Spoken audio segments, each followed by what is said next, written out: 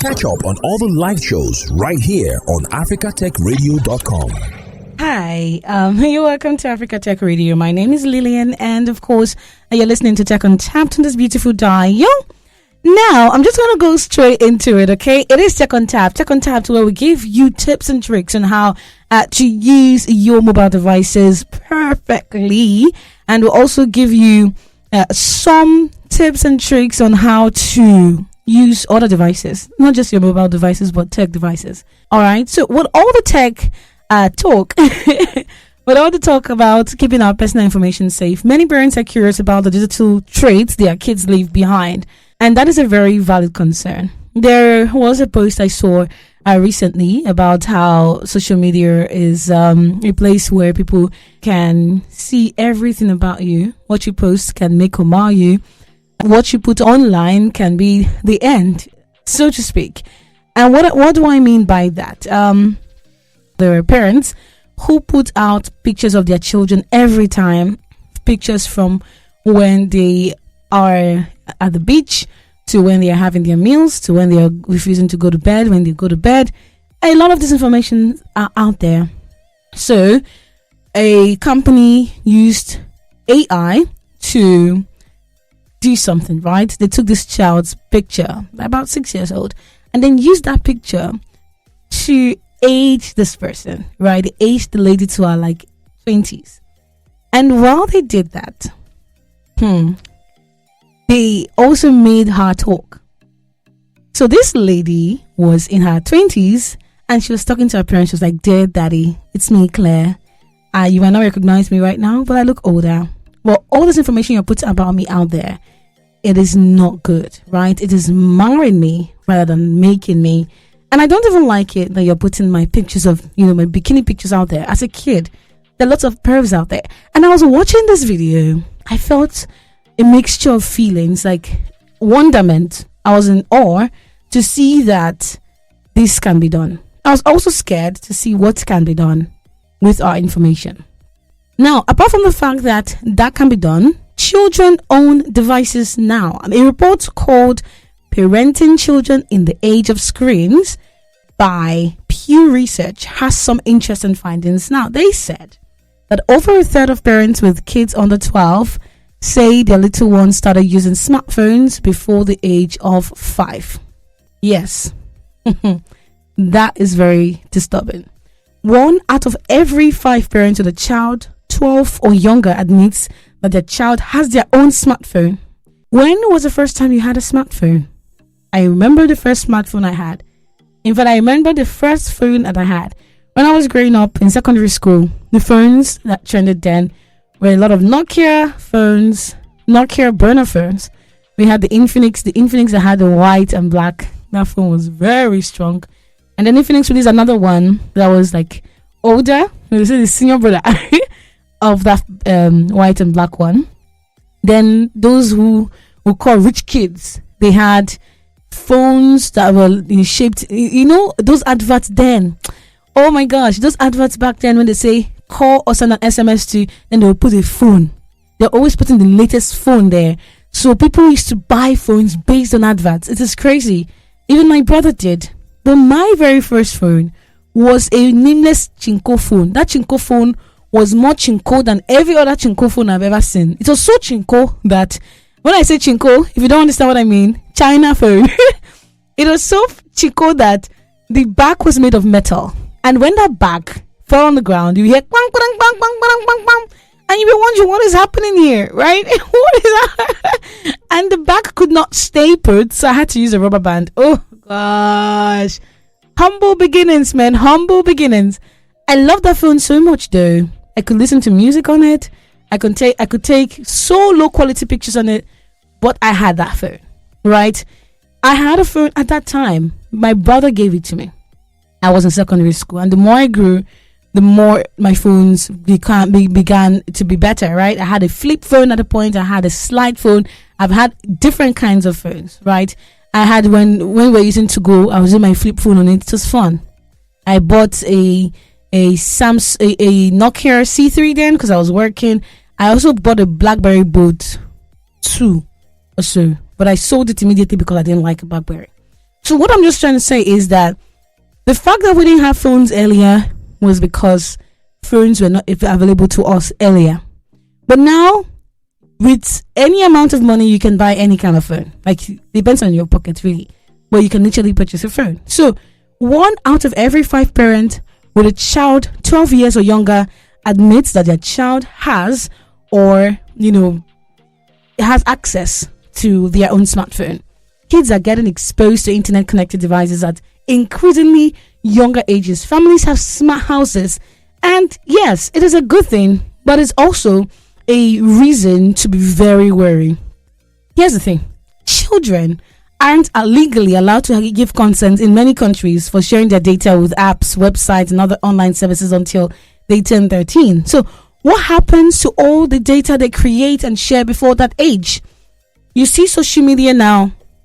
You see a very shabby video of somebody or a group who went to a man's house and said, or accosted the man and said, "What are you doing here? I have information that says that you're here to meet a minor."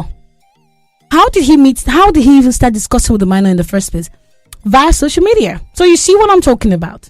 They are already exposed. So we have to protect the kids out there. We have to protect the kids' privacy. We have to protect everything that concerns children. Because if we don't do that, we're just leaving them out like sitting ducks. We're still talking about how to protect your child's privacy online.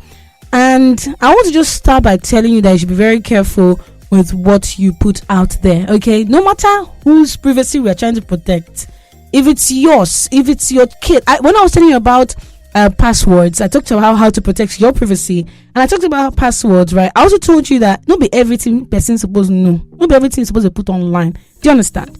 Before I expand on that, I'm going to tell you that you're listening to Africa Tech Radio. My name is Lillian, but you're so free to call me your brown sugar. I'm not going to complain because apparently there are lots of Lillians out there and we're beginning to clash. I'm not going to that. So, back to the very beginning. Now, you see children. I don't know why people don't want to let children be children. You see kids having kids now. You see a picture of a child, a girl with lashes on, with frontals. Like, what business does a child have with frontals? What business? Why should a child be putting on frontals, like wig with glue on? Why would that child be putting on lashes? Why would that child be fixing nails? Why would that child be on makeup? Oh my goodness. It is infuriating if you ask me, because you're not allowing children be children. As long as you are a teenager, as long as you're a child, that child is supposed to still be putting on children's clothes. They're not supposed to put on makeup. The highest makeup you should give your child is lip gloss, just because you don't want her lips to be chapped. Or even get a chapstick.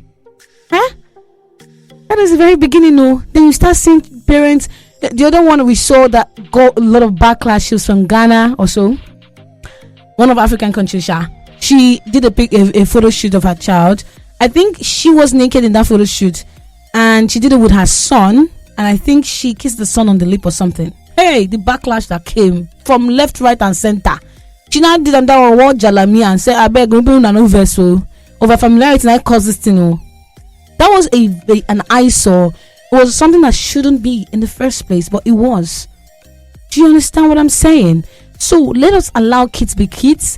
I just feel like we should be careful what we're sharing about our children on social media, because that child might not even want to be in the spotlight, and from the moment they are born, you don't shook them for spotlights. You see, if a friend of mine is pregnant and tells me, "Lillian, I'm pregnant," oh my God, I'll be overjoyed. But you will not see me posting it on social media that, "Hey, my friend is pregnant," unless she posts it and says, "Lillian, it's free, you can post it, and I want to, then I'll post." Do you understand? So that is the beginning of it. A parent might not even want to post their child, but they have come to you as their bestie for like, "I'm pregnant though," and you're like, "Hey, my bestie is pregnant." You carry the pregnancy picture that she sent to you in confidence and you post it on your status. Maka for why? Why are you doing that? That is at the very beginning, right? Then she gives birth and she shares with you the picture. You know that Nigerians believe in village people, so they don't always post everything like that until it's ripe. But as soon as she sends you the picture, you have forwarded it to your status, you have forwarded it to Facebook, Instagram, you have done a reel on it. You have exposed that child, and the parents have not even done that yet. You'd even allow the parents to say, hey, hello world, I just gave birth to a bouncing baby boy or a giddy baby girl. Do you know what I'm saying? So it might not even come from the parents. It might come from the friends. Oh, I'm the godmother, I'm the aunt, I'm the this, I'm the that. Let us learn how to protect children. All right? Protect them. Online predators are everywhere. So we have to protect them from online predators as well. If you don't know, online predators are individuals who pretend to be someone else to manipulate or befriend children. They can use deceptive tactics to gain their trust. Some people call it grooming. They lead to potentially dangerous situations. And if you monitor your child's online interactions, then you can spot any suspicious behavior or conversations. Now, I want to say this thing. A lot of children will be upset with me, but there's every child, or these days, children have 2 social media accounts. One is private and one is public. The public one is for the parents, family, and friends to see, while the private one, ooh la la.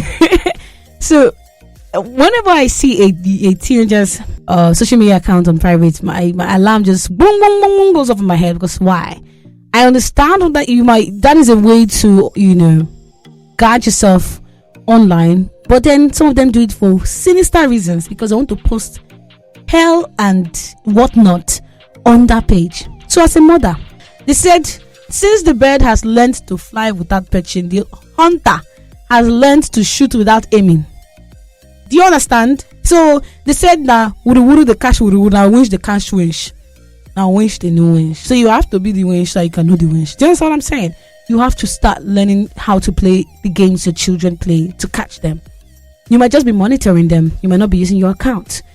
You can, talk to one of their friends and say, you know what? Can you follow for me? Help me follow and let me know what my child is doing. Or you can set up an account with your younger self. And I don't know. I'm not going to teach you how to do bad things. But just know that you have to monitor your children's activities online. Okay? All right? You can spot any suspicious behavior or conversations. Go to their comment sections because those that are in their DMs are some of them will be in their comment sections as well. I know it's like that for me. So these will allow you to step in and protect your children from harmful individuals. Now, cyberbullies are another set of people that you should protect your children from. This cyberbullying activity, I don't know what to call it, is loud now. Children may be experiencing harassment or engaging in bullying behavior themselves, or they might be the subject of it. So as a parent, it's very essential to watch for signs of cyberbullying. And if you see your children have sudden mood changes, they are reluctant to use their devices, they withdraw from social activities, you should ask why. Many parents don't even want to have that conversation with their child. They don't want to talk to their child one-on-one. They don't want to ask your child, honey, what's going on? You just dismiss your child. See, if my child comes and is telling me about 1 million stories, I'm going to listen to them. I'm going to engage in that conversation. Do you know why? Because of something I learned. I was talking to somebody and I was trying to tell the person that, okay, this is how my day went. My school went. I did it the first time. This person shushed me, interrupted me, and I stopped talking. The second day I tried again. The person did the same thing. The third day I tried again. The person did the same thing, and I have not tried that again for many years. You will not know anything that's happening in my life. Never. Do you know how dangerous that is? You don't know who your child likes. You don't know who likes your child. You don't know who's interested in her. You don't know who is bullying him. You don't know who they are bullying. Because from conversations, I pick up attitudes. I pick up characters. So if you don't let them talk to you, how would you know? So monitoring your children's activities can start with talking to them, having a personal conversation with them. All right, but also monitor your child's online presence so you can address bullying issues fast and you support your child through difficult times. So if they are the ones in the bullying, if somebody comes and tells you that, hey, your son did this, don't say, hey, my son can never do it. You don't have to accept what they said immediately. Just say you are going to address it, then move over and investigate. But some parents will say, my child, I raised my child right, I know him. He will never call a girl bad names. He will never do anything like that. And your son is saying, yes, I have my mom wrapped around my tiny fingers and I'll continue doing these atrocities. Yeah, so we're still talking about how to protect a child's privacy online, part 2. There's a second installment of this. When I started this podcast, I was talking about identity theft and how, or identity, putting out your kid's identity out there and how it can be used in different ways. And that is what I want to talk about now. You see, identity theft is an issue, especially in some other parts of the world. As young as your kid is, that child's identity can be used. The credit score can be tarnished because people can take out credit cards in their names. It is crazy. Before they're even adults, their credit score can be, less than nothing. And you know that children may not always identify phishing attempts or scams that is just there to steal their personal information. With proper monitoring, you can educate your kids about internet safety, teach them about how they can recognize suspicious links and protect their private data. And this is very essential to safeguarding their identity and their financial well-being. So it is very important that this is taken very seriously. Why don't we talk about viruses and malware? I mean, young children may lack the judgment to distinguish safe websites from potentially harmful ones. I mean, earlier I knew about safe websites, and they'll tell you that the HTTP has to have an S, so it has to be HTTPS, and there's supposed to be a padlock at the right of the link to tell you whether that website is safe or not. But even now, I don't even believe it, because you can still see some harmful things in safe websites, right? So because children don't have that judgment to distinguish between safe websites and potentially harmful ones, you can help prevent accidental exposure to viruses and malware by keeping your eye, I don't want to say an eye, I'm saying 2 eyes, on their online activity. Or you can install reputable antivirus software to add an extra layer of protection. You can also do something that is called parental guidance or something. Sorry. Now, that particular feature is just to help you control whatever your child sees online, right? But when the farmer is getting wise, the farm animals are getting wiser. So you have to just keep up with your children. I know that if my mom told me, Lillian, okay, look, I'm doing this, I'm going to lock you in this place so that you will not leave the house or something like that, I'm going to find another way to move out of the house. It is just a normal thing, for children. Children are wise and they get smarter daily because every information can be found on the internet. I can Google how to anything, good and bad. Do you know what I'm talking about? Now, I really have to mention this, and this is not just for children, but bro, it's not every time that you be pressing phone. Oh my God. So I am known for my solo dates. I like going out. I like taking myself out because I'm precious. I need to be pampered. So I pamper myself once in a while. And one of such days, like I'll just be in the house all day, and I'm like, Lillian, you need to just go out and get some fresh air. And I cannot just go to any place now, so I have to go to a restaurant. And I cannot sit down in a restaurant without eating something nice, so I have to buy something. And I can just buy anything. I have to buy something significant and nice. So that is my excuse to spend money and eat good food. So one day, I was just sitting down there. I ordered food. I propped my mobile phone, put my AirPods on to watch a show because I like eating and watching. I think it's going to change, maybe, but I don't know how to eat without watching something. So, as I was saying, I propped my phone and I was watching, and then I would just look up, glance around, stylishly, and then continue. As a big girl that I am. But beside me, I couldn't help but notice that a couple, they were out there and they were just making, they're doing love, something. After a few moments, they said they're pressing their phones, and this one open phone, and this one was laughing at me, this one laughing at me, and they just left each other there. Like they were together, but they were totally apart. And I thought to myself, why are you guys out here in the first place? Because there ain't no way that I'm gonna come out with you and you will leave me and start pressing your phone like a makagini maka for why? No. So it is eating so deep. And you know that children mirror our activities. The words that come out of their mouths are the words that they hear us say. Children don't come with encyclopedias and dictionaries in their brain. They're not pre-installed. They form their vocabulary based on what their thoughts, and then as they grow, based on what they read, watch, listen to. You feel the drift? So when they're going, and you take family out, and family, mother and father are pressing phone, children are looking at it, okay, this is normal. And that's what they're going to do. So as a parent, this is just, it will seem like, an off topic, but this is a very serious issue. A man on Instagram, so I spend more time now on Instagram than any other app platform when it comes to social media, because I just like watching videos, both inspirational, funny, anything that comes my way. The food video, let's not even get into that. So this guy was talking about how every morning he wakes up and like he has a routine. So he wakes up in the morning and takes his phone, opens his Bible, and sits on the sitting room chair. By then his children are up, maybe they're eating or something, and then he's reading his Bible. Every morning he does that, and his children will see him. So one day it occurred to him that these children might be thinking that I'm waking up early in the morning and next thing I'm doing is to go on the internet too. I'm just searching, I'm surfing and looking at Instagram and everything. These children don't know exactly what I'm doing, and if I want to create in them a habit that is healthy, I have to show them what I was really doing. Now, he said this might look really showy, but it is integral. It is really important. So what he did was to ditch the phone and brought out the hardcover Bible and said, and he started sitting on that same spot. He opened the Bible and read, which he has been doing for a long time, but he was doing it on his phone. So his children thought that it was just on Instagram or Twitter or Thread. I still don't understand what they're doing there, by the way. I digress.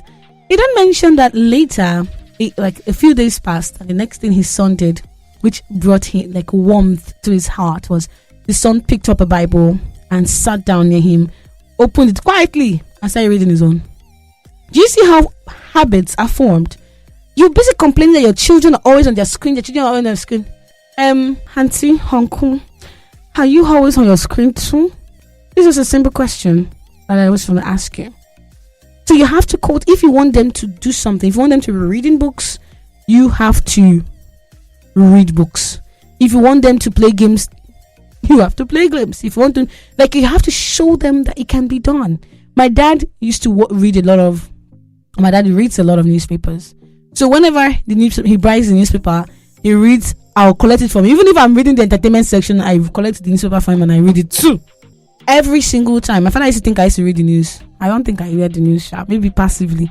But what I was really looking for was the comics, the entertainment part, this puzzle, the Mr. and Mrs. part. You know what I'm trying to say? I'm just going to leave it out there. So excessive screen time can negatively impact the child's physical and mental well-being. So setting reasonable time limits for online activities encourages a healthy balance between digital engagement. And it also encourages a healthy balance between other essential aspects of life, like spending time with family, playing outdoors, and pursuing hobbies. There's this man that creates fun games for his family. There are families that do game nights. There are families that do movie nights. Just do something, and rules: no mobile phone, even for you. Are you hearing me? Can you hear me? Yes. So you have to set time limits for online gaming, for everything that has to do with mobile phones. Follow and add your children on social media, whether they know or they don't know, right? They don't need to know that you know that if I start rambling, watch movies and videos online together so your children will understand. You know their interests, and they can actually get some interest from you as well. You can address any inappropriate content. You can help them. If they say, mommy, come and see this funny thing, don't say I'm busy. Go and see the funny thing. What does your child think is funny?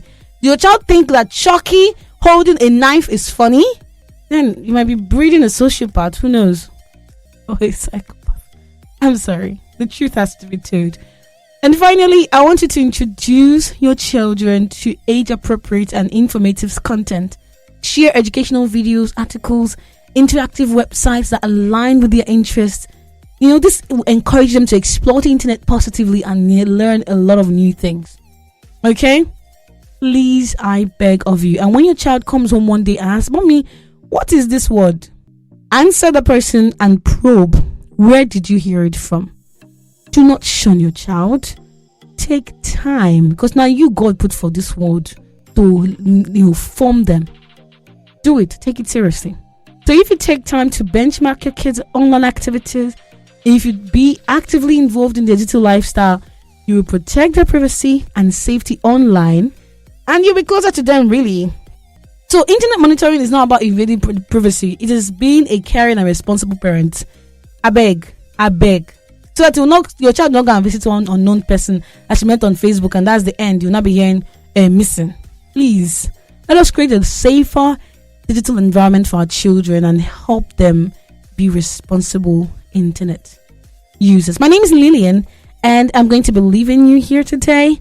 I'll join you again tomorrow for another wonderful content. Okay, follow us on all our social media platforms at Africa Tech Radio, YouTube, Twitter, everywhere, even Thread. Then on Instagram, it is at A Tech Radio. Thanks for listening, and don't forget to catch up on all the live shows right here on africatechradio.com.